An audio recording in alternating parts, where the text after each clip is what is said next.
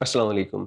Saudi forensic department की गुज़श्ता video आपने बहुत पसंद की और आपने कहा कि इस पे मज़ीद वीडियोज़ बनाई जाएँ। तो हम एक और केस जो कि सऊदी फ़ॉरेंसिक डिपार्टमेंट के सरबराह जो हैं डॉक्टर हुसैन आले सफ़िया, उन्होंने ये एक टीवी प्रोग्राम को इंटरव्यू में बात बताई। ये बहुत ही डिफरेंट केस है। एक ऐसा केस कि जिसमें बहुत सारे जवाब आपको मिल जाएँगे। ऐसा केस जिसमें इन्फॉर्मेशन जो सऊदी इदारे दे रहे हैं, मैं समझता हूँ कि अगर मेरे पास होती तो मैं ना देता।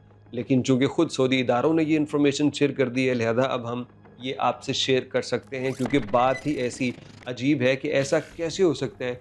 किस तरह बड़ी ही महारत के साथ एक पूरे ग्रोह को पकड़ लिया गया।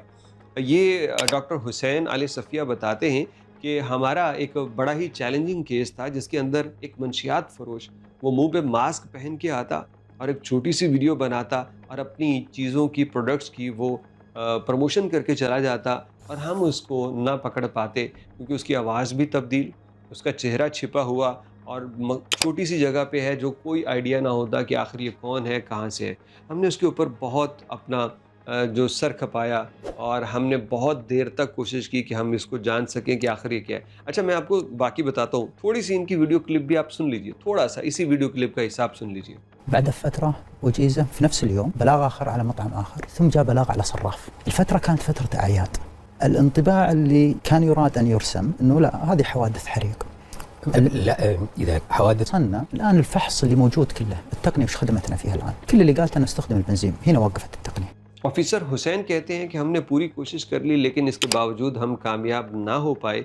तो हमारी टीम ने इसको फोरेंसिक डिपार्टमेंट के पास भेज दिया और फोरेंसिक वाले इसके ऊपर मुख्तलिफ जहतों से काम करने लगे। हम मुख्तलिफ तरह के फ़िल्टर्स ऐड करते, हम इन मौजूदा वीडियोज़ से जितनी भी थी शॉर्ट वीडियोज़, उनसे मैक्सिमम डिटेल निकालने की कोशिश करते। फिर क्या हुआ कि एक दिन अचानक इस शख्स ने हाथ में कोई बोतल उठा रखी थी और बोतल उठाने के बाद जब इसने उसको रखा, तो हम उसके ऊपर फ़िल्टर अप्लाई कर रहे थे, तभी हमें पता चला कि इस बोतल के ऊपर जो इसने पकड़ी थी, इसके फिंगरप्रिंट हम किसी तरह से ले सकते हैं। तो हमने अपनी जदीद जो हमारे पास इक्विपमेंट थी, टेक्नोलॉजीज़ थी, उनको इस्तेमाल करते हुए उसकी वीडियो से फिंगरप्रिंट लिए। यानी उसने बोतल पकड़ी थी, साइड पे रखी, तो उसके ऊपर अब इसकी उँगलियों के निशान छिप गए। आम तौर पे ये नज़र नहीं आते दूर से देखने में, लेकिन जो जदीद टेक्नोलॉजी है ना, इसका भाई क्या कहने। ये मैं बात था जो मैं कर रहा था कि भाई साहब, ये चीज़ अगर मुझे सिर्फ पता होती तो मैं ना करता, लेकिन चूँकि खुद सऊदी इदारे इसको डिस्क्लोज़ कर रहे हैं, तो हमें इस पे बात करने में कोई प्रॉब्लम नहीं है। तो ये बोतल जब उसने रखी, तो इन्होंने फोरेंसिक वालों ने उसके फिंगरप्रिंट ले लिए।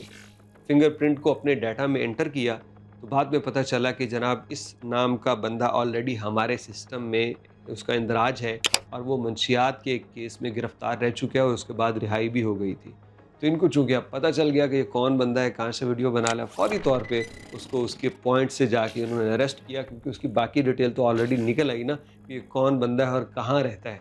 तो ये कहते हैं कि इस तरह से हमने टेक्नोलॉजी को इस्तेमाल करते हुए बड़े कम वक्त में इस बंदे को बिल आखिर गिरफ़्तार कर लिया। तो ये सवाल का जवाब है।